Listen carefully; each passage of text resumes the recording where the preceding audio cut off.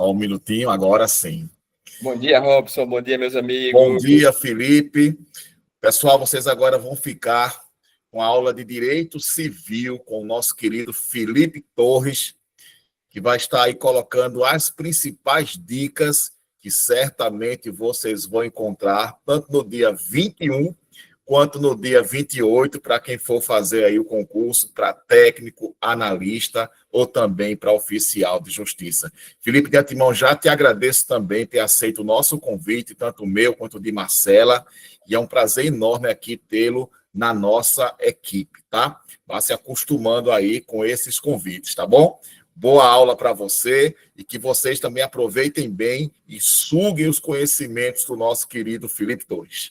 Show de bola, meu amigo Robson. Eu que agradeço. Muito obrigado pelo convite. É um prazer estar aqui com vocês nessa manhã de domingo, dando a minha contribuição para a aprovação desses nossos amigos e alunos que estão aqui, né, nesse momento. Eu separei algumas questões, não sei se você consegue compartilhar, Robson, as questões que eu te mandei. Eu coloquei você como coordenador para que você mesmo compartilhe. Tá, deixa eu ver aqui que eu entendo direito civil, mas essa parte de informática eu sou meio travado. Deixa eu ver se eu consigo separar aqui as questões. Tem uma setinha lá embaixo, Aham. uma setinha tu consegue compartilhar. Certo, perfeito. Deixa eu procurar aqui.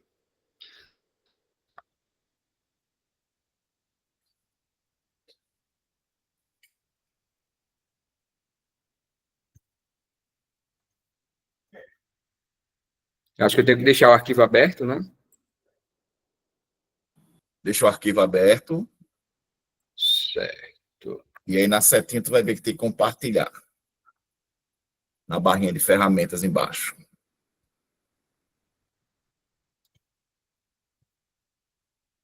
Compartilhar.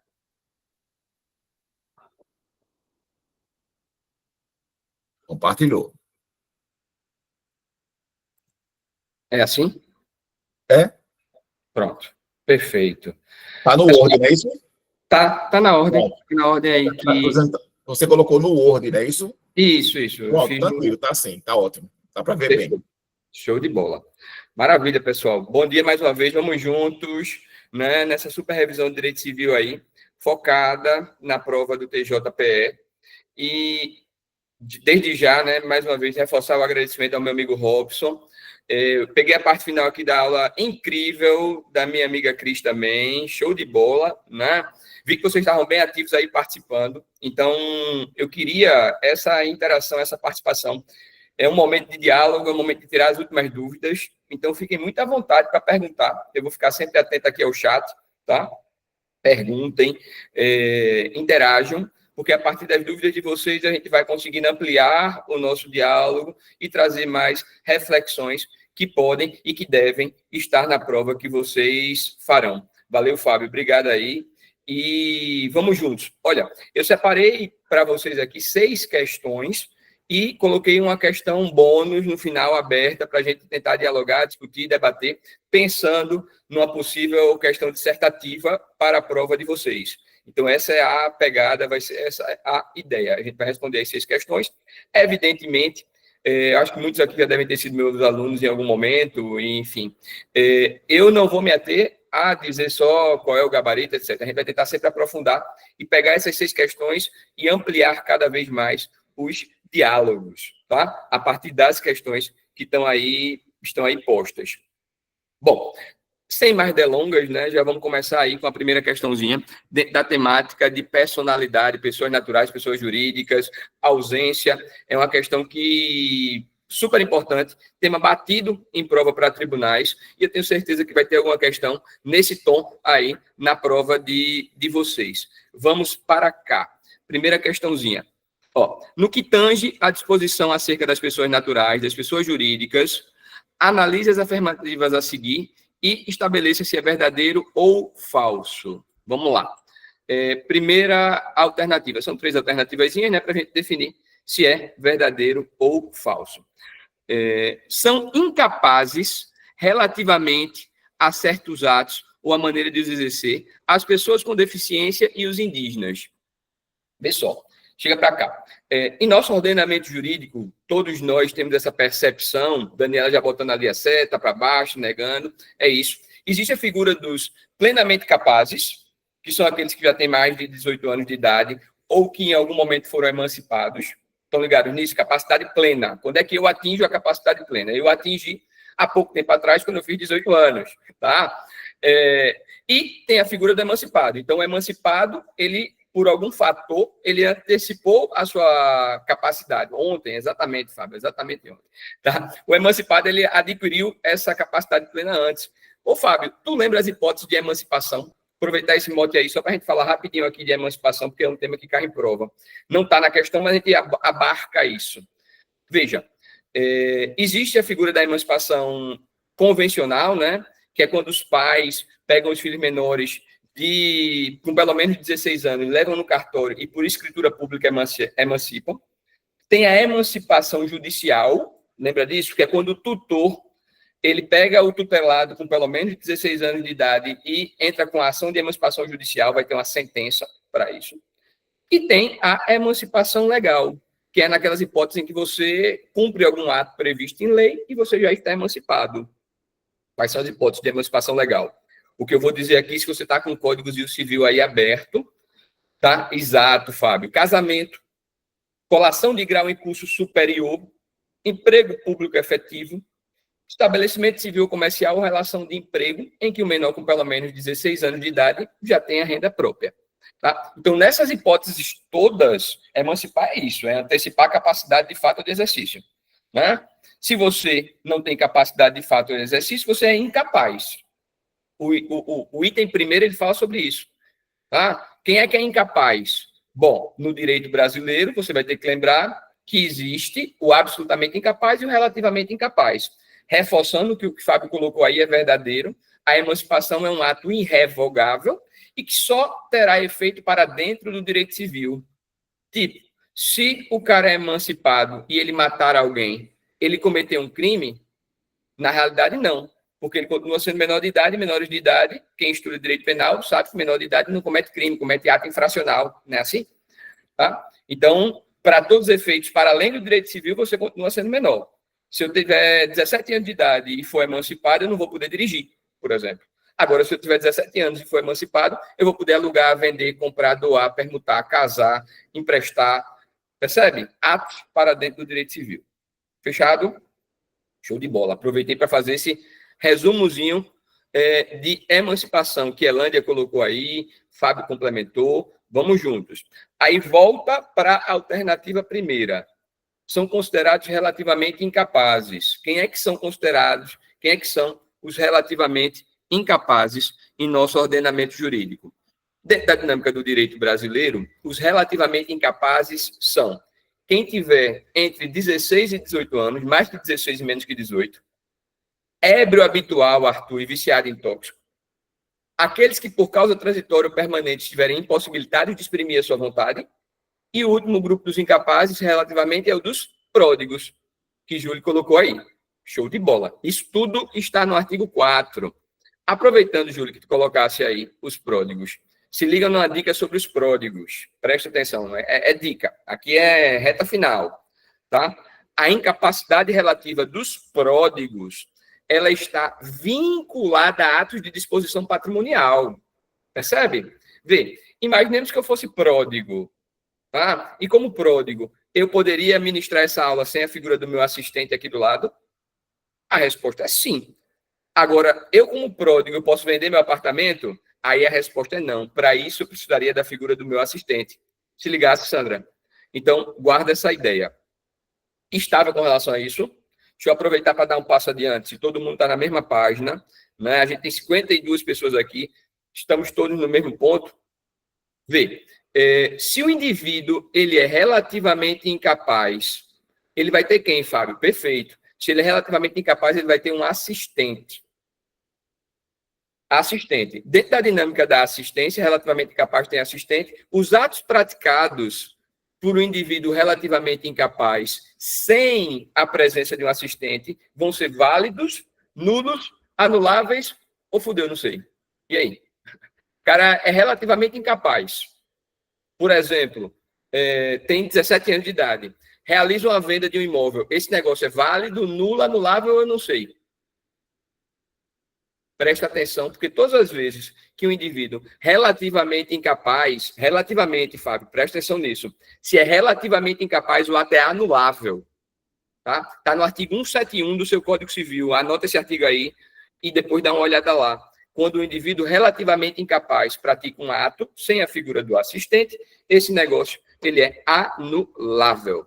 Anulabilidade. Perfeito. Show de bola. Tá? Guarda, porque a prova, ela adora esse tipo de pergunta. A prova adora verificar se você sabe a consequência de determinados negócios, certo? Então, guarda essa reflexão. Por outro lado, se o indivíduo ele for absolutamente incapaz, quem é que pode ser considerado absolutamente incapaz? E aí? Valendo um ponto da prova de vocês. Quem é que é absolutamente incapaz em nosso ordenamento jurídico? Vejam, o grupo dos absolutamente incapazes, Elândia colocou aí, Arthur também, é composto pelos menores de 16 anos de idade. Show de bola. Se o cara tem menos de 16 anos de idade, ele vai ser considerado, para todos os efeitos, como sendo relativamente incapaz. Menor de 16 anos de idade. E tem mais alguém absolutamente incapaz? Não. O único indivíduo absolutamente incapaz, o único grupo, guarda isso para sua prova, o único grupo dos absolutamente incapazes é o grupo dos menores de 16 anos de idade. Então, a prova adora colocar isso. São considerados absolutamente incapazes. Menor de 16 e os indígenas. Falso. Só menor de 16 anos.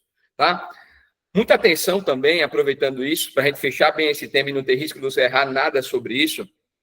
Muita atenção com relação às pessoas portadoras de deficiência, pessoas com deficiência. Tá? O Estatuto da Pessoa com Deficiência, ele estabelece, ele define que o indivíduo com deficiência, ele é considerado plenamente capaz. Exatamente, Edila. Ele é plenamente capaz para todos os atos da vida civil, Sandra. Então, se a sua prova colocar, Felipe, pessoa com deficiência, plenamente capaz. Qualquer negócio que eu fizer, em regra, ele é válido. A lógica é a seguinte, se o indivíduo ele tem alguma deficiência, ele é uma pessoa com deficiência, a regra é que ele é plenamente capaz. Perfeito, Júlia. Mas é possível que, em decorrência dessa deficiência, se por uma causa transitória ou permanente, essa pessoa estiver impossibilitada de exprimir sua vontade, aí ela vai ser considerada como sendo relativamente incapaz. Show de bola. Maravilha. Guarda isso. E aí, Fábio fez um resumo interessante aí. Não sei se vocês viram, ele colocou, olha, relativamente incapaz, negócio jurídico anulável. Absolutamente incapaz, negócio jurídico o quê? Nulo.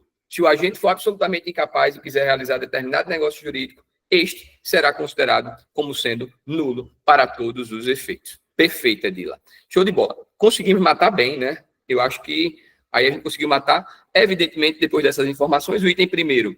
São incapazes relativamente a certos atos ou maneira de exercer. As pessoas com deficiência e os indígenas. Está falso, né? Porque ele limita como se só tivesse essas duas pessoas. Ele fala dos indígenas que não está no artigo 4. Então, a primeira alternativa está errada. Passemos para a segunda. A pessoa jurídica não se confunde com o seu sócio. Perfeito. Guarda essa primeira premissa, porque ela é verdadeira. Se você gostar de anotar e nesse momento, nessa reta final, quiser lembrar disso, tem um princípio que é o chamado princípio da autonomia patrimonial da pessoa jurídica. A pessoa jurídica, a gente bem sabe o que é uma pessoa jurídica, né? Não vou ditar conceito, eu vou mencionar um conceito aqui, porque a sua prova ela não cobra conceito, sua prova cobra letra de lei, mas você entendendo o conceito, você acerta a letra da lei. Né? Conceito geral de pessoa jurídica, o que é uma pessoa jurídica? São entidades a que a lei confere personalidade, dotando-as da capacidade para titularizar direitos e contrair obrigações. Pronto. Porra, matou. Isso é pessoa jurídica. Você tem que lembrar que no direito brasileiro as pessoas jurídicas podem ser de 3 tipos. Tá ligado nisso? Quais são os 3 tipos? Pessoa jurídica de direito privado, pessoa jurídica de direito público interno, pessoa jurídica de direito público externo. São as pessoas jurídicas. Está lá pelo artigo 40 do Código Civil. Né? As pessoas jurídicas podem ser de direito privado, direito público interno e direito público externo. Matamos o diálogo. Os 3 tipos. Os 3 grandes grupos de pessoa jurídica. Aí, além disso, você tem que saber quem são as pessoas jurídicas de direito público interno, direito público externo e direito privado. Pessoa jurídica de direito privado. Vai lá para o artigo 44. Associação, sociedade, fundação, partido político, entidade religiosa, organização social. Tudo isso são pessoas jurídicas de direito privado. Artigo 44. Tá? As pessoas jurídicas de direito público interno, aí você vai lembrar do meu amigo Robson, professor de direito administrativo, vai lembrar dos entes da administração pública direta e indireta. Né? A administração pública direta, União, Estado, município, Distrito Federal, tudo isso são pessoas jurídicas. Para o nosso Código Civil, pessoas jurídicas de direito público interno. Tá? E as pessoas jurídicas de direito público externo, tá? Aí você vai ver que serão os entes regidos pelo direito internacional. Por exemplo, ONU, OEA, tudo isso são pessoas jurídicas de direito público externo.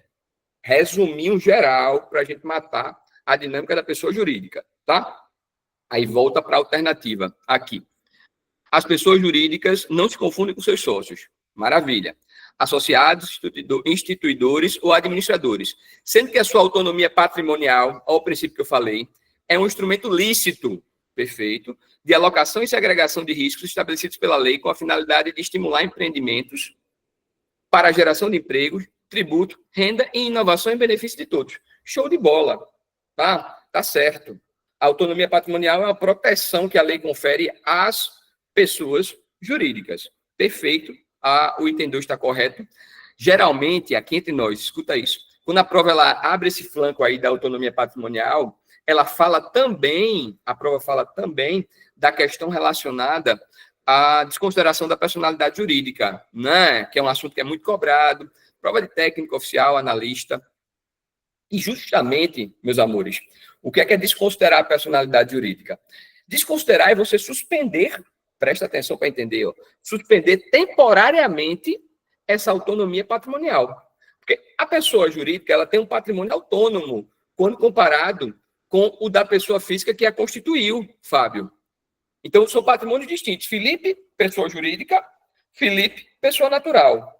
Tá? Patrimônio autônomos, distintos. Show de bola. Nesse contexto, quando eu penso em desconsiderar, eu estou suspendendo essa autonomia patrimonial da pessoa jurídica para poder buscar no patrimônio da pessoa física a satisfação de determinadas obrigações.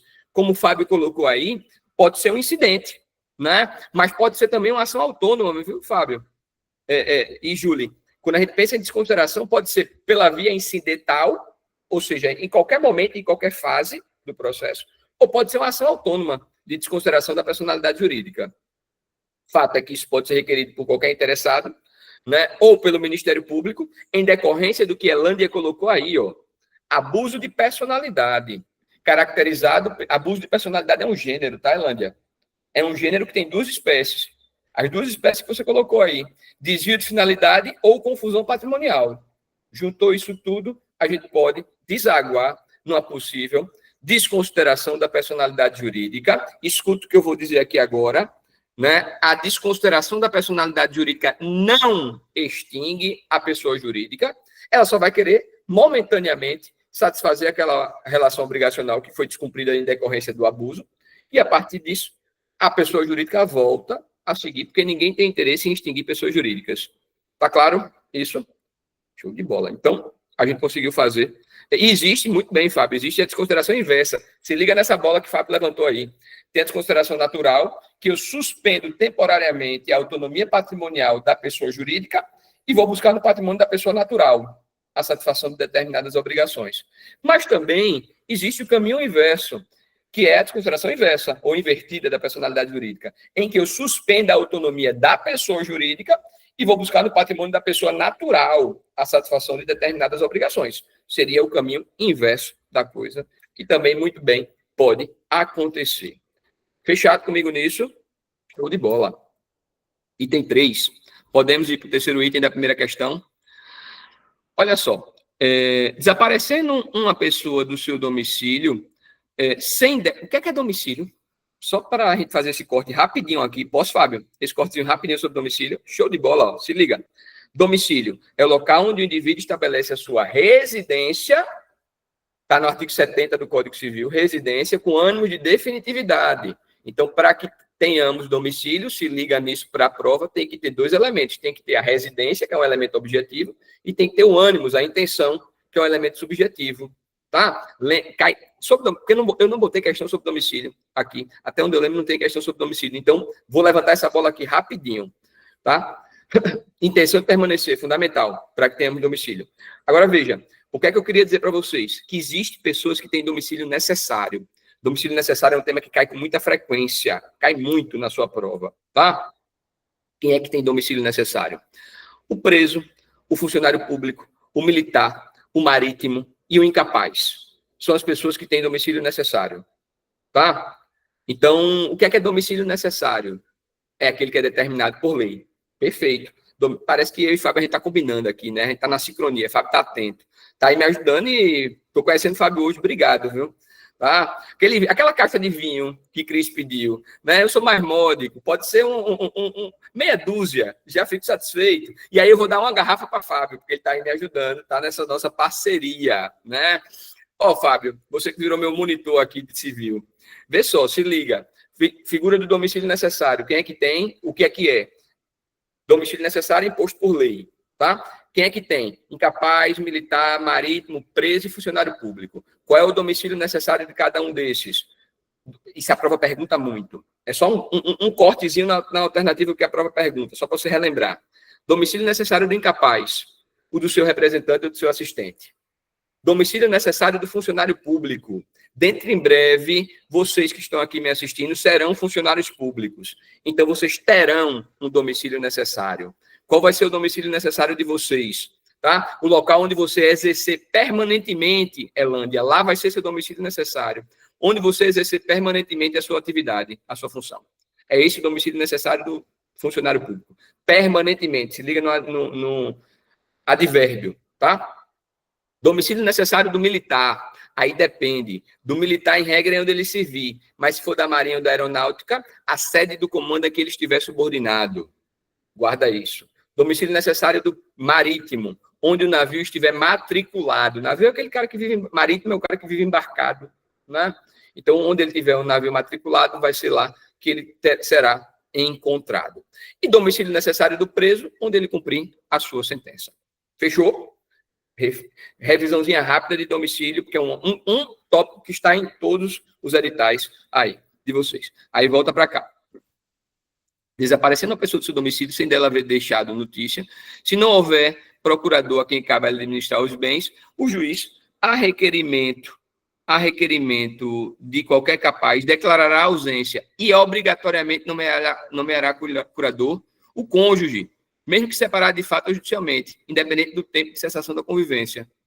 Não, exato, velho. Tá falso. Tá errado.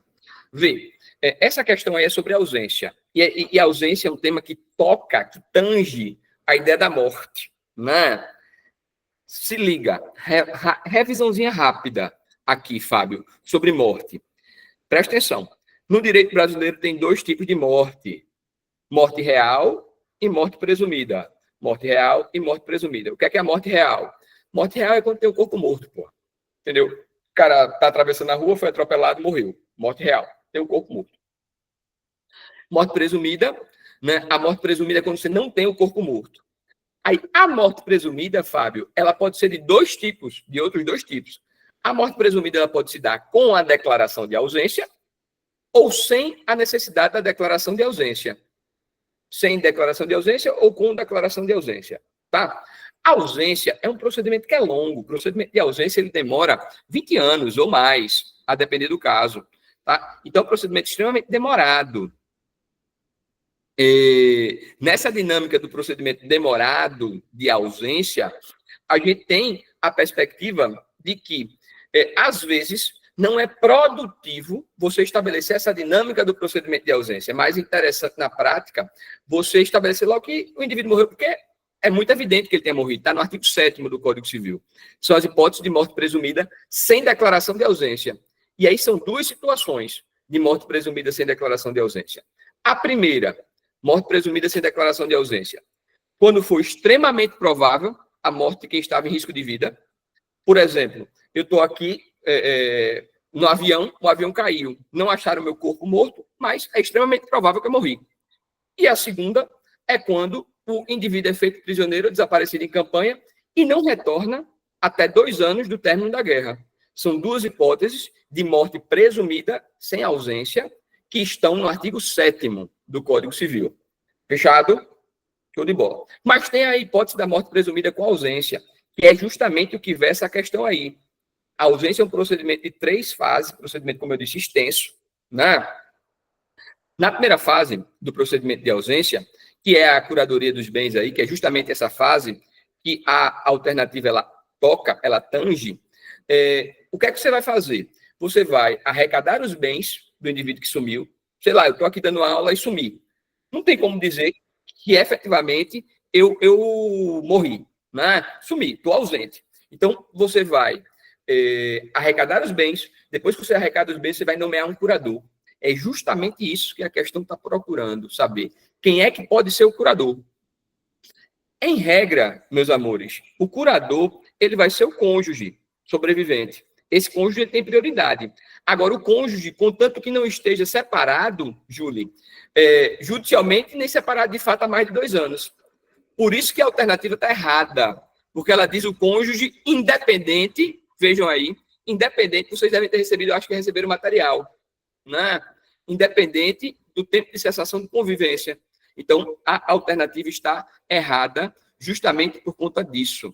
Tá? Gabarito da nossa primeira questão, letra P. Matamos a primeira questãozinha nossa.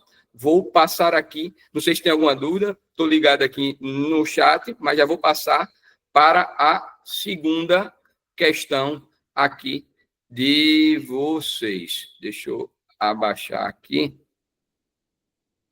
Eu acho que eu tenho que interromper para poder baixar, né? Como eu estou abrindo aqui pelo Word, aí eu acho que eu tenho que interromper, né? Para poder baixar, porque eu não consigo mexer aqui. Só um minutinho. Interromper compartilhamento. Aí vou colocar aqui no plano a segunda questão. Já coloquei a segunda e a terceira.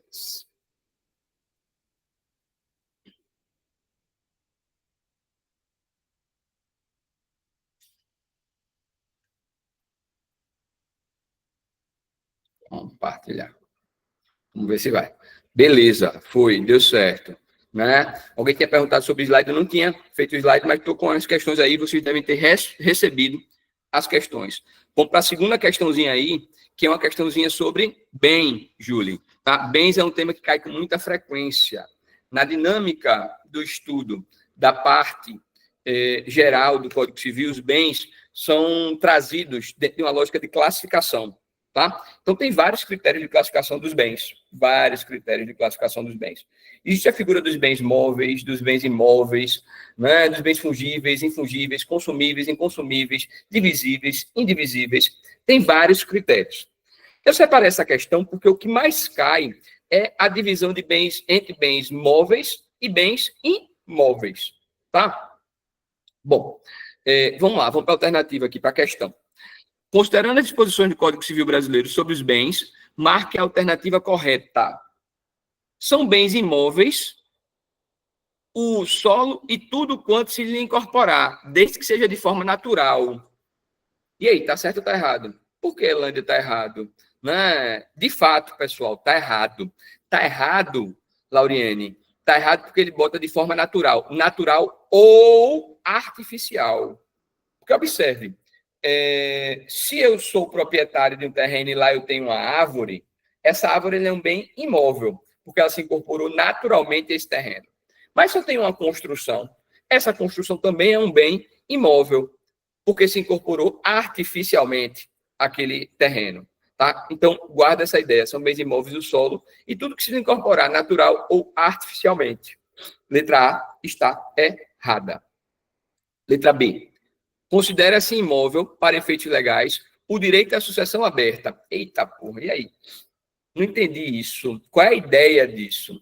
Vê, presta atenção. No nosso ordenamento jurídico, existem os bens móveis e os bens imóveis por previsão legal, por definição legal. são criações jurídicas, são ficções jurídicas, tá? No direito brasileiro, se você pegar no artigo 81, lá vai estar dito, são imóveis para efeitos legais, e ele traz dois grupos, que você vai ter que saber. O primeiro, de fato, é o da sucessão aberta. Aí, então a letra B está correta, é o nosso gabarito. O que é essa sucessão aberta, Felipe? Você precisa decorar, só para que você possa entender. Não precisa decorar nada, entenda. A sucessão aberta é quando um determinado indivíduo, uma determinada pessoa morre, né? Quando ela morre, a sucessão dela vai ser aberta. Por exemplo, eu morri. Aí, qual é meu patrimônio? O que é que eu deixei? Vamos imaginar. Eu deixei minha camisa do esporte, meu radinho de pilha, meus 2 cachorros e minha bicicleta. Tá? Efetivamente, são bens móveis pela natureza. Mas, para todos os efeitos, exato, Fábio, para todos os efeitos, serão considerados como sendo bens imóveis, porque a sucessão aberta, ela se considera, para todos os efeitos, como sendo bens imóveis. Tá? Assim também, se você pegar o artigo 81, será considerado como sendo bens imóveis os direitos reais sobre bens imóveis e suas respectivas ações. Direitos reais sobre bens imóveis e suas respectivas ações, para todos os efeitos, são considerados bens imóveis por definição legal. Letra B, nosso gabarito. Aí vamos dar uma olhada nas outras. Ver o que diz a letra C. Os direitos reais sobre imóveis são considerados móveis. Está falso, né? Direitos reais sobre imóveis são considerados bens imóveis para efeitos legais. D. As edificações separadas do solo sempre perdem o caráter imobiliário. Falso, porque se a edificação for separada e depois for trazida para ser reempregada, por exemplo, caiu uma questão de prova, Fábio, que foi mais ou menos assim. Tinha uma determinada igreja, aí o padre foi lá e tirou os vitrais dessa igreja. Tirou para limpar, mas depois iria recolocar. Esses vitrais, para todos os efeitos, continuaram sendo bens imóveis. Então, se eu tirar para limpar, para organizar e depois for reempregar, é imóvel. Agora, se eu tirar para jogar fora, tirei os vitrais e joguei no lixo, aí passou a ser bens móveis. Se ligou? E letra E. Os materiais separados de um prédio, ainda que provisoriamente para neles se reempregarem, perdem o caráter de imóvel, foi o que eu acabei de dizer, não perdem o caráter imobiliário. Não deixam de ser imóveis, tá? Então, a gente mata a segunda questãozinha, o gabarito dela é letra B, de bom demais fazer essa revisão, tá? Passo para a terceira questão. Posso ir para a terceira? Vamos para cá. Terceira questãozinha. Essa terceira questãozinha, Cláudia e Karina, cai muito na sua prova. Quem está respondendo questões nessa reta final já deve ter visto uma infinidade de questões sobre negócios jurídicos. Vai ter uma questão na sua prova sobre negócio jurídico. Escute o que eu estou lhe dizendo aqui agora. Vai ter, tá, uma questão para técnico, para analista oficial, vai ter uma questãozinha sobre negócio jurídico. De todos os temas aqui, é o que é o arroz de festa. Carimbado. Isso. Tá? E o que são negócios jurídicos? Vamos para cá. A gente pensa em negócios jurídicos, toda hora fazemos negócios jurídicos, como sendo uma manifestação de vontade. Manifestação de vontade, que objetiva criar, modificar ou extinguir uma determinada relação jurídica. Quando eu paro e penso em fazer um negócio jurídico, evidentemente eu quero que ele seja válido. Então, para que o negócio jurídico ele seja válido, tem os requisitos de validade do negócio jurídico. Esses requisitos de validade do negócio jurídico estão definidos no artigo 104 do nosso Código Civil. Por esse artigo lá está dito que a validade do negócio jurídico dependerá, quem está com o Código Civil aí aberto, acompanha a minha leitura mental. A validade do negócio jurídico depende agente capaz, objeto lícito possível, determinado ou determinável, e forma prescrita ou não defesa em lei. Não é assim? É isso que o negócio jurídico precisa ter para ser válido, além de uma vontade livre, que não está lá no artigo 104, mas é um requisito implícito de validade de todo o negócio jurídico. Estável até esse ponto? Maravilha. Se até esse ponto nós estamos estáveis, preste atenção na continuação. É possível que, em algumas circunstâncias, o negócio jurídico ele não seja válido. Tá? Por quê? Porque teve algum vício de consentimento com relação a essa vontade livre. E aí, no direito brasileiro, existe 6 defeitos que podem permear o seu, o meu, o nosso negócio jurídico. Quem é que lembra que defeitos são esses? Os defeitos do negócio jurídico. Vejam, como eu disse, são 6 defeitos.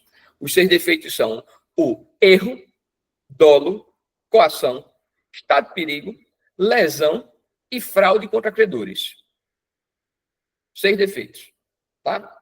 Erro, dolo, coação, estado de perigo, lesão e fraude.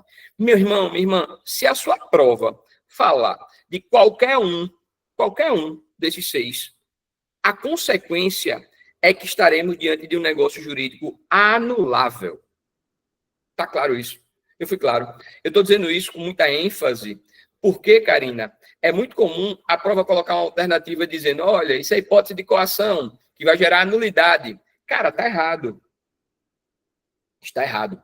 Qualquer um dos 6 defeitos possuem como consequência a anulabilidade. A anulabilidade no prazo decadencial de 4 anos. Tá ligado nisso? Qualquer um dos 6, se a prova falar, gera um negócio jurídico anulável no prazo decadencial de 4 anos, contado a partir de quando? Contado a partir da realização do negócio. Com exceção de quê? Com exceção da coação. Posso repetir essa frase todinha para que você fixe isso? Se liga, porque isso é muito importante. Às vezes, com essa frase, você mata a sua questão.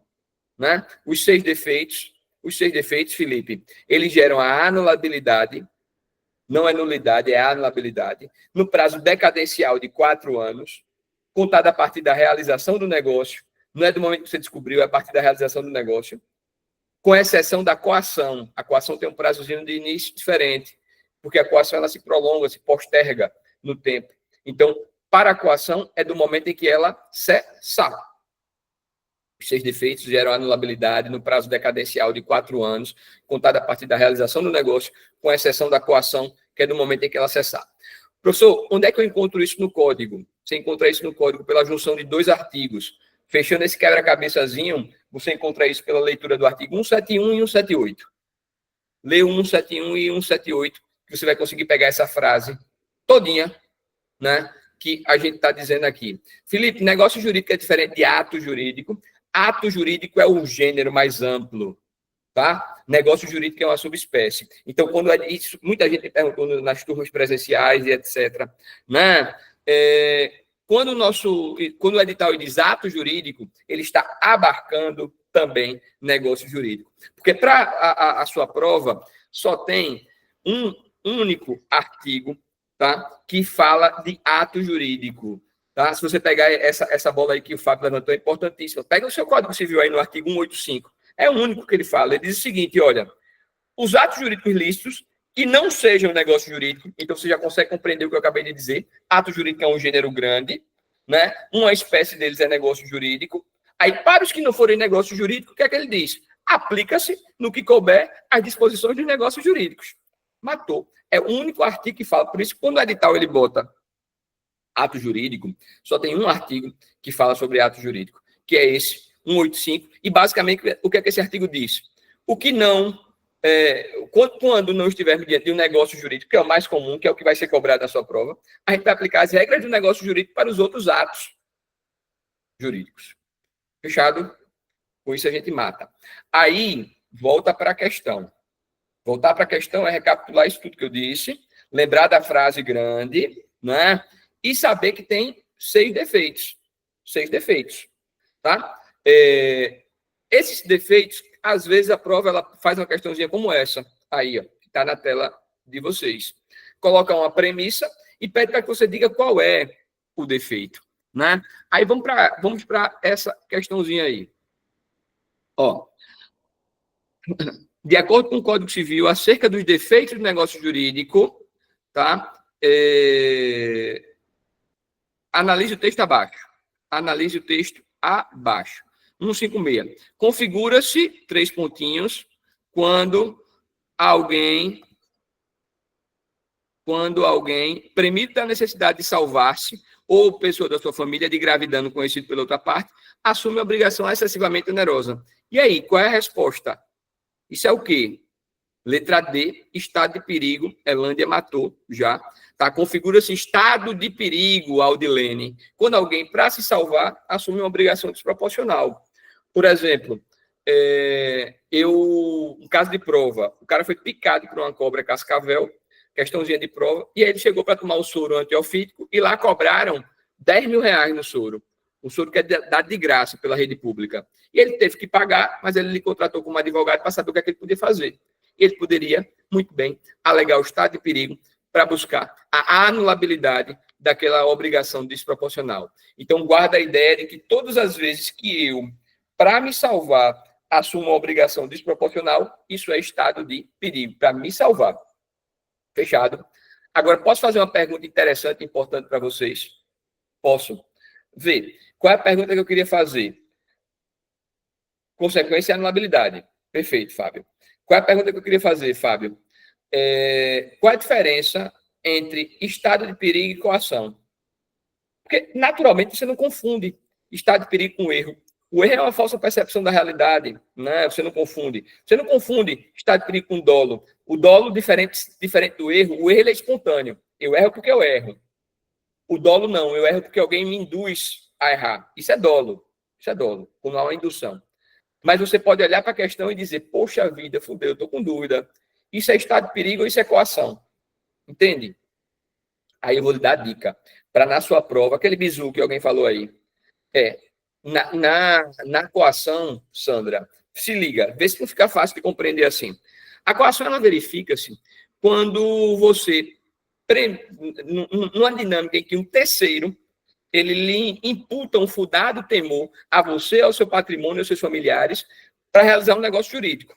Então, na coação, eu estou de boa, aqui, tranquilo.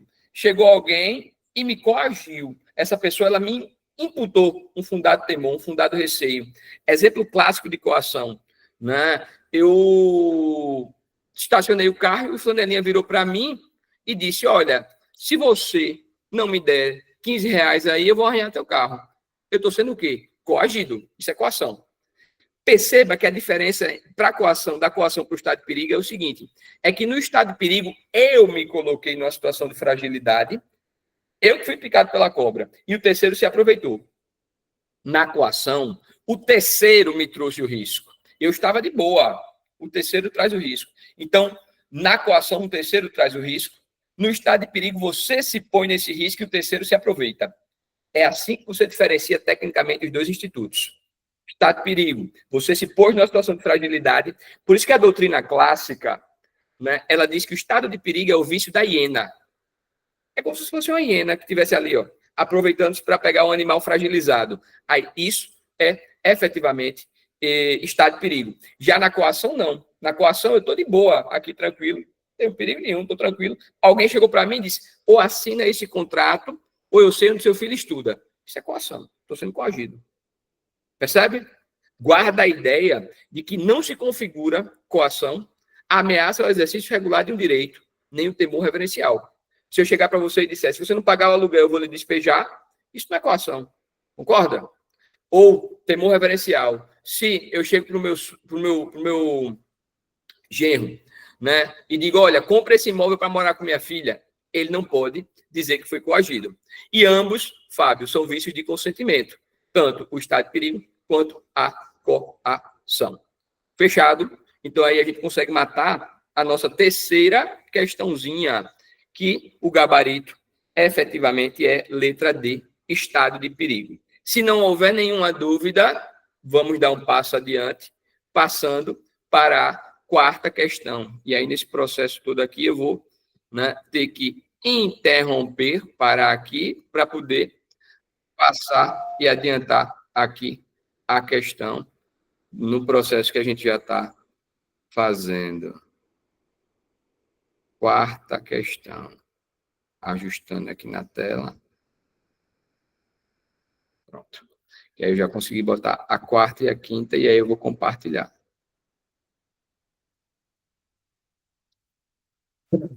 Tudo certo, né, pessoal? Ó, quarta questãozinha aí. Tema super cobrado também, com muita frequência, prescrição e decadência. Calo, né? Calo para muito aluno. Professor, Valeu, Fábio. Obrigado. Estamos juntos aí. Calo para muitos alunos, né? Essa questão da diferenciação entre prescrição e decadência, questão envolvendo prescrição e decadência, cai para oficial, para técnico, para analista, para juiz, cai para tudo esse tema, né? E vamos matar isso, para a gente entender. Vê só, o que é prescrição? O que é prescrição? Se liga, o conceito de prescrição cai em prova, porque está na lei. Se você pegar o artigo 189, acho que é 189, dá uma olhadinha aí. Violado o direito, surge a pretensão, que se extingue pela prescrição. Então, prescrição nada mais é do que uma perda de pretensão pelo decurso do tempo. Muito cuidado, porque eu vejo muita gente boa dizendo prescrição é perda do direito de ação.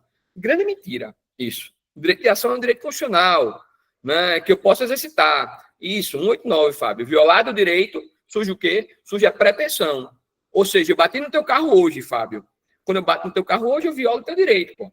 E aí, nesse exato momento, você vai ter o quê? A pretensão de ser ressarcido. Essa pretensão, ela é eterna? Não, as pretensões não são eternas, né? O que extingue essa pretensão é o tempo, a prescrição, nos prazos do artigo 205 e 206 do nosso querido Código Civil. Isso é prescrição. Por outro lado, no sentido oposto, e geralmente a prova coloca numa mesma questão prescrição e decadência, né? Por isso que eu estou fazendo esse resumozinho aqui dos dois juntos, a decadência é a perda do direito potestativo. Perda de direito potestativo. O direito potestativo é o chamado direito de interferir na seara jurídica da outra parte, independente da vontade dela. Por exemplo, eu acabei de falar situações de prazo decadencial que é para anular um negócio jurídico. Eu faço com algum de vocês um negócio jurídico e nesse negócio jurídico houve dolo. Cara, você que foi vítima do dolo tem o direito de anular, independente da vontade da minha parte, independente da minha vontade. Isso é direito potestativo. Direito de anular um negócio jurídico. Fechado? Então, a decadência é a perda do direito potestativo, a prescrição é a perda do direito de ação. Em nosso ordenamento jurídico é assim que funciona. Observem o seguinte, os prazos prescricionais, todos eles, são definidos em lei. Todo prazo prescricional é definido em lei. Inclusive, tem um prazo de prescrição que você tem que saber. Tem alguns, né? Está lá no artigo 205, 206. Você tem que saber, mais um clássico aqui é o prazo para responsabilidade civil. Tá? Qual é o prazo prescricional para eu poder ser ressarcido por um ato ilícito? E aí, quem sabe o prazo de responsabilidade civil? Qual é? Está no artigo 206 do nosso Código Civil, parágrafo 3º. São 3 anos, Simone. Muito bem. Responsabilidade civil prescreve em 3 anos. Tá? Tem um prazo de 10 anos, que é o prazo da regra geral. Todas as vezes que uma determinada demanda estiver sujeita a um prazo prescricional e não for definido o prazo de prescrição, aí vai ser de 10 anos. Mas para a responsabilidade civil, são 3, porque lá está dito, né? Prescrição trienal. Maravilha. Bom, isso é prescrição. A decadência, ela pode ser legal, definida em lei, ou ela pode ser convencional, um acordo entre as partes. Estão ligados nisso? Existe decadência legal e decadência convencional. Guarda essa ideia. Quando eu falo de decadência legal, é aquela que é imposta por lei. O juiz reconhece de ofício, assim como a prescrição, que é matéria de ordem pública, o juiz reconhece de ofício a qualquer momento, em qualquer prazo, em qualquer instância. A decadência legal também. Já a decadência convencional, não. Decadência convencional, o juiz ele não reconhece de ofício, porque é um acordo, é um contrato. Aí a parte beneficiada tem que alegar em juízo. Certo? Guarda isso. Todo prazo prescricional é definido por lei. As partes não podem alterar os prazos de prescrição. E a prescrição pode ser alegada a qualquer momento, certo? Então, guarda isso. Já a decadência, como eu disse, pode ser legal ou convencional. É plenamente possível você renunciar à prescrição. Renunciar à prescrição nada mais é do que você pensa da seguinte forma. A prescrição, Fábio, beneficia quem? Poxa, a prescrição beneficia quem deve. Entende? Então, eu sou devedor. Estou devendo algo. Passou para um contrato. Dívida constante em contrato. Qual é o prazo prescricional? 5 anos. Tem um contrato contigo, você tem 5 anos para cobrar. Dívida constante, instrumento público particular, prescreve em 5 anos. Passou 5 anos, meu irmão. Prescreveu. Então, vai beneficiar quem? Está beneficiando a quem deve. Agora, a pessoa beneficiária, no caso, o devedor, nesse exemplo, ele pode ir lá e pagar? Pode. Quando ele vai lá e paga, ele renuncia à prescrição. Compreende isso? Porque às vezes o aluno ele não entende essa dinâmica de renúncia. Renunciar é você abrir mão. A prescrição é um benefício seu, você abriu mão. Possível. Contanto que você não prejudique terceiros, contanto que a prescrição já tenha sido consumada. Porque se eu pago uma dívida antes de consumação da prescrição, eu estou cumprindo uma obrigação. Tá? Guarda isso, porque é importante. Aí vamos para as alternativas. Vê. A prescrição só pode ser alegada pela parte a quem aproveita na petição inicial na contestação. Verdadeiro ou falso? Falso, tá? Exatamente, Elândia. A prescrição pode ser alegada a qualquer momento, em qualquer grau de jurisdição, assim como a decadência legal, tá? Os prazos de prescrição podem ser alterados por acordo entre as partes. Falso. Prazo de prescrição não pode ser alterado por acordo entre as partes. E última alternativa, a exceção prescreve no mesmo prazo em que a pretensão. A exceção... Nunca entendi isso, professor. Muito comum as pessoas dizerem, né? Professor, nunca entendi isso. Que poxa. Né? Me explica aí. Para você entender, não precisa decorar, Lene. Quando eu falo de exceção, o que é que significa exceção para o direito? Veja, exceção pode ter mais de um significado. Exceção significa o que foge à regra, concorda? Saiu a regra, é uma exceção. Mas exceção também, meus amores, pode significar meio de defesa. Meio de defesa. Por exemplo, exceção de pré-executividade, exceção de contrato não cumprido, exceção de incompetência, exceção de suspeição. Então, tudo isso são meio de defesa. Aí, o que é que o examinador ele quer dizer quando ele estabelece essa regra, que a exceção prescreve no mesmo prazo que a pretensão, que é verdadeiro? Significa dizer o quê? Veja, o prazo que eu tenho para exercitar algo a título de ataque é o mesmo prazo que eu tenho para exercitar algo sob a perspectiva da defesa. A prescrição que se dá para a defesa se dá para o ataque. Então, se eu posso usar uma matéria como tese de defesa, eu terei que usar essa matéria no mesmo prazo que eu usaria como tese de ataque. A exceção prescreve no mesmo prazo que a pretensão. Se ligou? Então, guarda essa ideia. Isso é letra de lei, tá? E o gabarito oficial é a letra C, né? Falso, falso e a última, verdadeiro. Isso. Falso, falso e a última, verdadeiro. Show de bola. Matamos essa questãozinha importante sobre prescrição, né? Passemos para a quinta questão. Posso para a quinta? Faltam a quinta, a sexta e uma questãozinha aberta aí para a gente trocar uma ideia. Vamos nessa? Quinta questãozinha. Responsabilidade civil, né? Responsabilidade civil. Quinta questão é sobre responsabilidade civil. Tema também presente em todos os editais. Tema que vai estar na sua prova. Responsabilidade civil é um assunto que cai muito em prova, que é muito cobrado. Então, fica ligada nessa temática.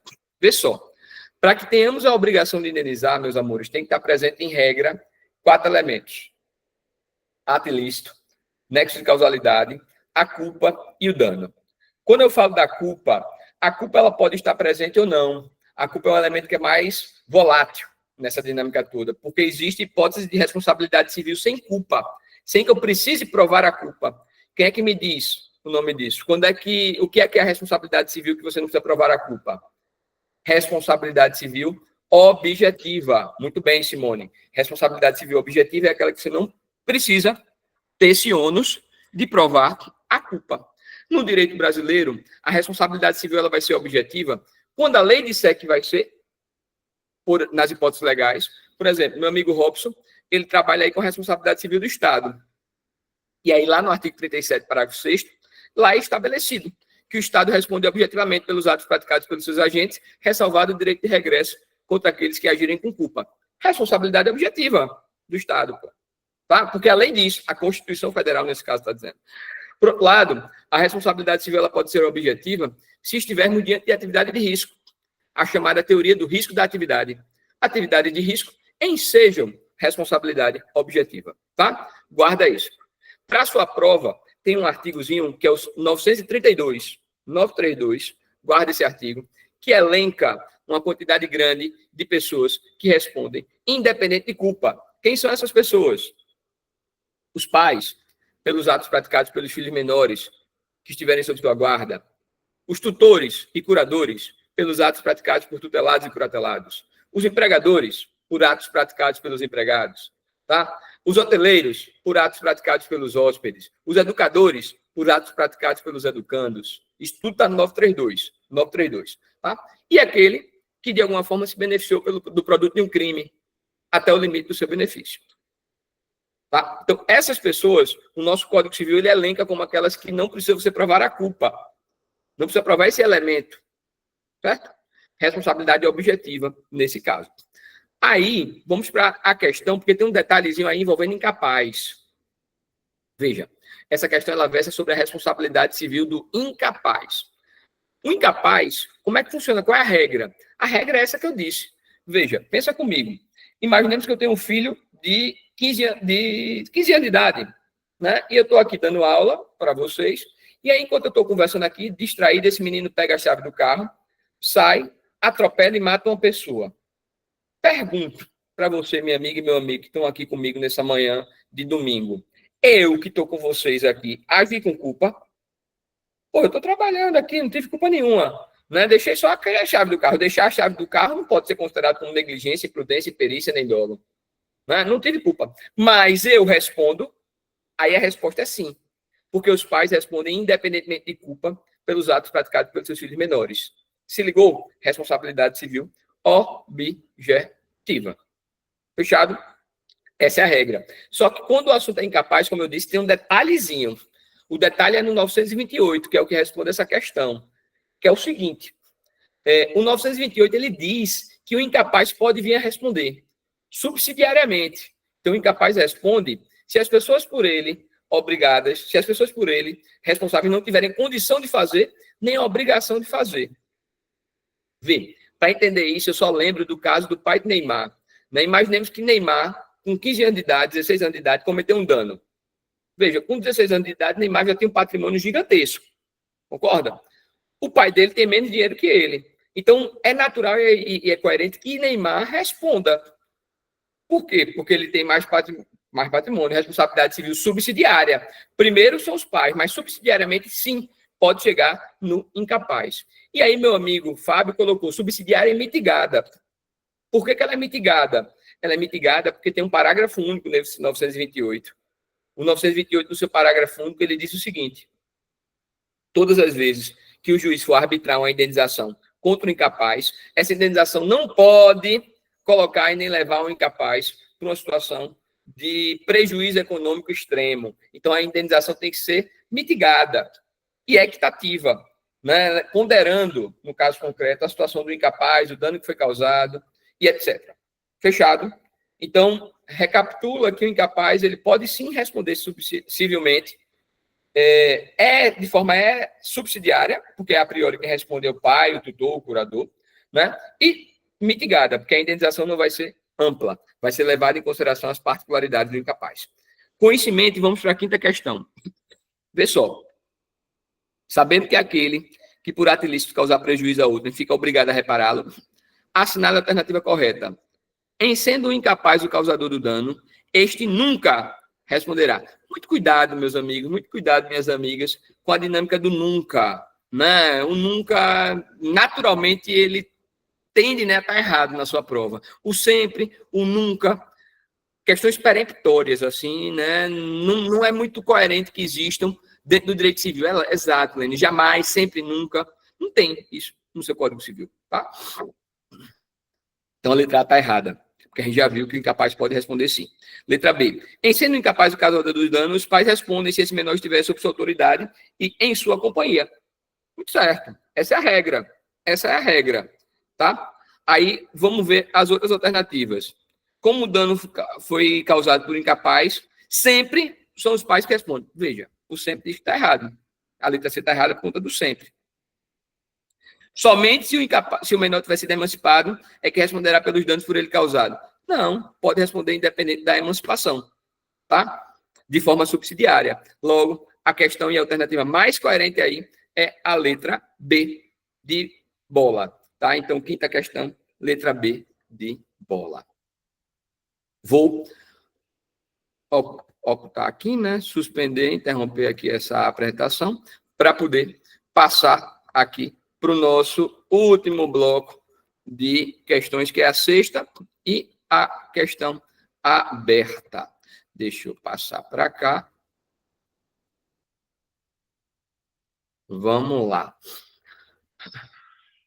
Sexta questãozinha aí na tela. Essa última questão que eu separei foi uma questão de obrigações, que também está na edital para técnica, analista oficial, tá? Que é um assunto que é bem complicadozinho, as pessoas têm uma certa dificuldade. Quem não é da área jurídica tem muita dificuldade, mesmo quem é da área jurídica tem dificuldade também.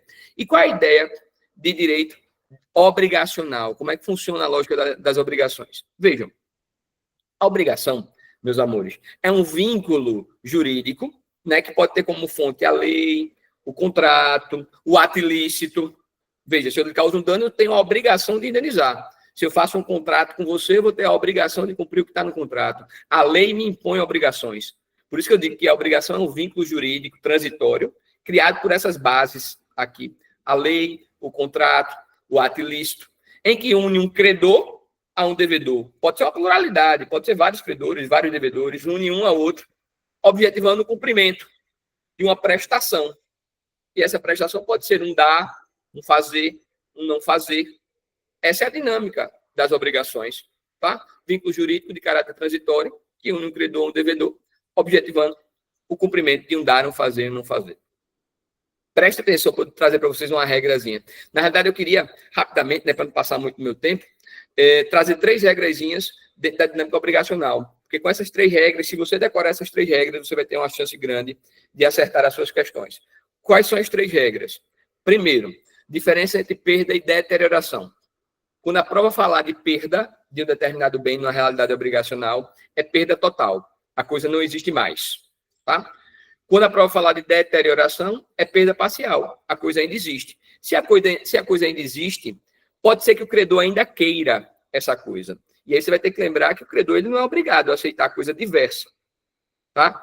Ainda que mais valiosa. Maravilha, Robson. Robson me deu um aval aqui. Vamos seguindo, então. Diferença de perda e deterioração. Tá? Perda total, deterioração, perda parcial. Então, veja que temos essa distinção entre uma coisa e outra. Perda total, perda parcial.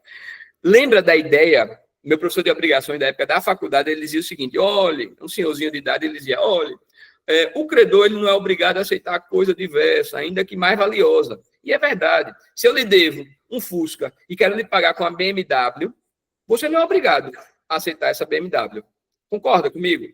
Você não é obrigado a aceitar uma coisa diferente, ainda que mais valiosa. Essa é a dinâmica, essa é a lógica das relações obrigacionais no direito brasileiro. Bom, conhecimento, fica a questão que é a seguinte. Se a coisa tiver perecido, não existe mais, acabou. Né? Acabou. A lógica obrigacional, a obrigação vai ter que ser resolvida de alguma forma. Que aí depois a gente vai dizer como. Agora, se a coisa estiver deteriorada, é possível que o credor ainda aceite. Com o abatimento proporcional do preço, ele ainda aceita a coisa. Ou que ele resolva a obrigação. Consegue compreender isso? Isso. Massa. A gente ainda não chegou nas perdas e danos, Fábio. Mas, primeira regra, diferença de perda para deterioração. Mais simples, né? Agora, vamos chegar na segunda regra, que é das perdas e danos, que Fábio trouxe aí. A segunda regra é a regra da culpa. Sempre que houver culpa, sempre que a prova de vocês falar sobre culpa, vai ter perdas e danos. Você pode fechar o olho. Se tiver lá, João agiu com culpa, na alternativa, no gabarito, vai ter que ter perdas e danos. A culpa induz as perdas e danos. Essa é a segunda regra que você tem que ter em mente, tá? A culpa induz as perdas e danos. E a terceira regra é que a coisa perece para o dono. A coisa perece sempre para o dono. Veja, se eu tenho a obrigação de dar algo para alguém, antes de eu entregar essa coisa, antes de eu dar esse algo, o bem é meu. Concorda, Fábio? Se eu sou proprietário desse copo aqui, que eu estou tomando água nele, e aí eu tenho a obrigação de dar ele para você, uma coisa certa, um copo, marca tal, modelo tal, gravado com meu nome, e aí eu tenho que dar isso para Fábio. Antes de eu lhe entregar, se esse copo for roubado, por exemplo, quem vai ter o prejuízo serei eu. Outro exemplo mais concreto, Fábio. Imagina a seguinte situação. Imagina uma situação em que você comprou meu carro. Tá? E aí a gente fez uma compra e venda, uma obrigação, desse carro. Vendi esse meu carro por 50 mil reais. Você fez o Pix hoje, de 50 mil reais, chegou aqui na minha conta, e eu tenho que entregar o carro amanhã. Bom, recebi já o dinheiro, o carro está comigo. O negócio já está ali organizado. Aí, hoje à noite, o carro é roubado. Quem é que vai ter o prejuízo? Você que já pagou ou eu que estou com o carro aqui? Aí você vai ter que se ligar. A coisa perece para o dono. E antes da entrega, o dono da coisa é o devedor. Então, se eu não entreguei, o que transfere a propriedade é a entrega. Como eu não entreguei ainda, esse carro ele é meu. Então, eu vou ter esse prejuízo. Mesmo tendo recebido o dinheiro, eu vou ter que devolver o dinheiro e a obrigação vai estar resolvida. Se tiver culpa da minha parte, se ao invés do carro ter sido roubado, caso fortuito fosse maior. Mas imaginemos que eu estou dirigindo o carro na Agamenon Magalhães, dirigindo na velocidade acima da permitida, né? E aí, você comprou já o carro, já me deu o dinheiro, mas eu bebi e fui dirigir rápido. Bati, destruí o carro. Agi com culpa. Então, a obrigação está resolvida, eu vou ter o prejuízo, e como eu agi com culpa, eu vou ter que pagar o quê? As perdas e danos. Não sei se vocês conseguiram compreender essas 3 regras. Recapitula comigo. Sempre que tiver culpa, vai ter perdas e danos. A coisa perece para quem é o dono, e o dono, antes da entrega, via de regra, é o devedor. E a primeira regra é a diferença de perda e deterioração. Guardou essas 3 regras, você vai conseguir ter uma chance grande de responder algumas questões de direito das obrigações. Por exemplo, essa questão aqui você consegue responder. Tá? Vamos para a tela aqui, para a questão. Vê só. A obrigação de dar a coisa certa só abrange os acessórios dela quando expressamente mencionados. Então, em regra, a obrigação de dar a coisa certa abrange os acessórios. Não é só quando for mencionado. Só não vai abranger quando for mencionado. Letra A está errada. A obrigação de dar a coisa certa segue os acessórios, porque o acessório segue, em regra, o principal. Tá? Aí vem a letra B. Deteriorada a coisa. Parou. Quando a prova falar, quando a banca usar, quando o Código Civil usar o termo deteriorado, você vai se ligar que a coisa ainda existe. Se a coisa ainda existe, pode ser que o credor ele ainda aceite. Aí você vai se ligar nisso. Ele pode aceitar e você vai ter que ver. Ele vai aceitar e a obrigação vai ser resolvida, vai ter culpa, vai ter perdas e danos. Aí a gente vai ter que ver a pontuação. Deteriorada a coisa, não sendo o devedor culpado. Opa! Então, se não foi culpado, não vai ter perdas e danos. Se ligou? Deteriorada a coisa, não sendo culpado, o credor pode resolver a obrigação ou aceitar a coisa, abater do seu preço que o valor que perdeu. Perfeito. Perfeito. Gabarito oficial, letra B, tá? O gabarito da 6ª questão. Vamos ver o resto. Letra C. Sendo culpado o devedor, culpado vai ter perdas e danos. Poderá o credor aceitar a coisa no estado em que se encontra, não podendo reclamar perdas e danos. Aí, fudeu, tá errado. Sempre que tiver culpa, vai ter perdas e danos. Sempre que tiver. Interessante, né? Dificilmente você vai ver uma dinâmica na lei dizendo isso, mas essa é a regra. Você pode bater todos os artigos. Sempre que tiver culpa, vai ter perdas e danos. Tá? Guarda isso. É a dica de direito das obrigações. E o que é que são as perdas e danos? Inclusive, é importante até dizer isso, né? Porque às vezes a gente vai repetindo isso, o professor vai repetindo. Culpa vai ter perdas e danos. E o que é que são as perdas e danos? Está no artigo 402 do Código Civil, o conceitozinho de perdas e danos. É o que você efetivamente perdeu, que é o chamado dano emergente, e o que você deixou de ganhar, que é o dito como sendo o lucro cessante. Então, a culpa abrirá espaço para as perdas e danos, que é o dano emergente e o lucro cessante. Tá? Letra D. Até a tradição pertence o credor à coisa, com seus melhoramentos e acrescidos. Não é o credor, é o devedor. Até a tradição pertence ao devedor. Antes de eu lhe entregar o carro é meu velho. Eu estou lhe devendo entregar, é meu. Então, a letra D está errada por conta disso. Se ligou? A coisa perece para o dono. Então, antes da tradição, ela é minha, do devedor, não do credor. E letra E. Se a obrigação for de restituir coisa certa, esta, independentemente de culpa do devedor se perder, sofrerá o credor a perda. Se for de restituir coisa certa, e esta, independentemente de culpa do devedor, se perder antes da tradição, sofrerá o devedor a perda. Porque aí é aquela ideia, se a obrigação é de restituir a coisa, ela já pertence ao devedor. Tá? Então, o gabarito da 6ª questão é letra B, né? B que a gente viu aí, letra B, de bom demais matar mais uma questãozinha de direito obrigacional. Vê, com isso eu matei as 6 questões, tá? 7ª questãozinha foi um pedido do nosso coordenador aqui geral, nosso amigo queridíssimo Robinho, E ele trouxe o seguinte, estabelece uma questão, Felipe, pensa numa questão aí que pode ser a questão dissertativa dentro do direito civil, dentro do edital do direito civil. E aí, o que é que eu pensei, meus amores? Eu pensei em alguma coisa falando a respeito de direito da personalidade. Porque direito da personalidade é um tema que é super importante na prática, está muito relacionado à ideia da dignidade da pessoa humana, e eu acho que vale a pena a gente pensar nisso como sendo uma possível questão. Veja o que eu coloquei aí, disserte sobre os direitos da personalidade e suas características. Veja, o que é que são direitos da personalidade? Né? O que é que são direitos da personalidade? Eu acho que é o tema mais plausível para ser cobrado em direito civil pelo edital. Direito da personalidade são direitos básicos conferidos a todos os cidadãos dentro das dinâmicas interpessoais. Os direitos da personalidade, eles estabelecem, eles fomentam a ideia da dignidade da pessoa humana, Fábio. E eles têm como lastro os direitos fundamentais. Na realidade, os direitos da personalidade, eles não são direitos fundamentais, eles têm como lastro, como base, os direitos fundamentais. Tá? Porque, veja, os direitos fundamentais, eles se aplicam dentro de uma perspectiva de proteção do indivíduo, até mesmo contra o Estado. É a chamada proteção vertical, aplicação vertical dos direitos fundamentais. Já os direitos da personalidade, eles se aplicam dentro de uma regra horizontal. Entende, Fábio? Eu e você, nós, dentro da nossa dinâmica, a gente tem exatamente prerrogativas individuais, proteções individuais. Por exemplo, tem o meu nome, tem a minha imagem, tem a minha privacidade. Então, eu acho que cabe essa perspectiva de que os direitos da personalidade, eles possuem como lastro os direitos fundamentais e se aplicam dentro de um plano, se você não lembrar do termo, né, horizontal, você vai colocar num plano das relações interpessoais.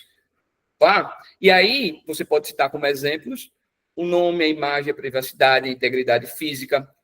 Estabelecer que o rol dos direitos da personalidade em nosso Código Civil, ele é um rol exemplificativo, não é um rol taxativo, não é um rol fechado, é importante, né? Estabelecer que esses direitos, como característica, eles não podem sofrer limitação voluntária, são intransmissíveis, são irrenunciáveis, são absolutos, porque são oponíveis a todos. E aí você consegue fazer uma boa dissertação trazendo essas reflexões, tá? Inatos, inerentes, perfeito. Tudo são características. Se você pegar o artigo 11, Fábio, tem lá dizendo 3 características que você tem que dizer. Os direitos da personalidade não podem sofrer limitação voluntária, são intransmissíveis e irrenunciáveis. Essas 3 você tem que dizer. O que você disser a mais, agrega, tá? Então, a partir daí, a gente consegue desenvolver com essas informações, acho que a gente consegue fazer um bom trabalho dissertativo, juntando as técnicas que vocês já têm, né, com esses pontos, a gente consegue ir bem e matar a possível questão, tá? Vou encerrando por aqui, né, meu amigo Robson, não sei se está por aí, mas espero, meus amores, de coração ter contribuído com a aprovação de todos vocês. Desde já reforço o agradecimento ao meu amigo Robson pelo convite. Muito prazeroso estar aqui com vocês. Como minha amiga Cris deixou também uma mensagem final, eu queria deixar uma mensagem final aqui para vocês. Gosto muito de Paulo Freire, acredito na ideia da educação como um movimento, acredito muito na ideia de esperança, sob a ótica de Paulo Freire. Então, eu quero que vocês tenham esperança. Esperança que vai dar certo, esperança que a aprovação de vocês vai chegar. E essa esperança, ela parte pelo que vocês estão fazendo. Não é esperança na ideia de esperar. É uma esperança no sentido de esperançar, de correr atrás, de se dedicar, de saber que a gente está nessa reta final e a energia que vocês estão colocando aí vai desaguar na aprovação de cada um de vocês no momento que Deus separar para que isso venha acontecer e vai acontecer. Obrigado, meu amigo Robson. Obrigado a todos. Podem contar comigo até a data da prova. Qualquer coisa, qualquer dúvida é só falar. Procurem nas redes sociais, _Felipe E. Torres. Beijo grande. Espero ter contribuído. Obrigado a você, Felipe.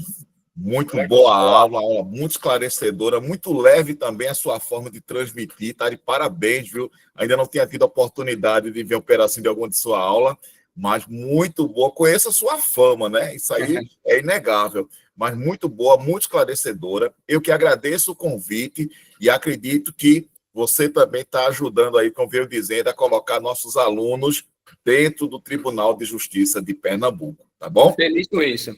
Peço só que você deixe aí o compartilhamento da questão, tá? Agora. Tchau, pessoal. Fiquem com Deus. Grande abraço. Abraço. Bom, pessoal, eu tenho uma parada aqui. Eu tenho uma